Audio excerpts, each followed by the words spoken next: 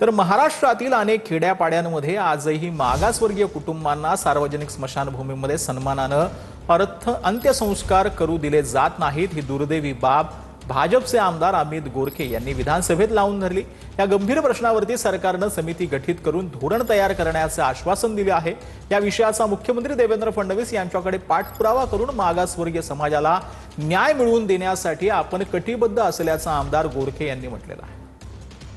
या महाराष्ट्रात अगदी कोकणासारख्या ठिकाणी पण अशा प्रकारची घटना घडतायत आणि याच्यासाठी एक चांगलं धोरण असावं म्हणून मागणी या ठिकाणी झाली।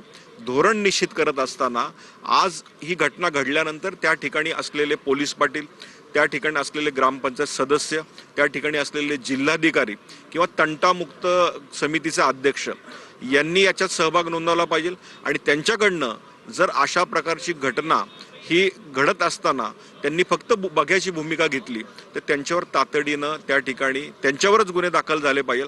अशा प्रकारचं धोरण आपण आणणार आहोत का, अशी भूमिका या ठिकाणी मी आज मांडली आणि सगळ्या सदस्यांनी त्या ठिकाणी चांगला सहभाग नोंदवला।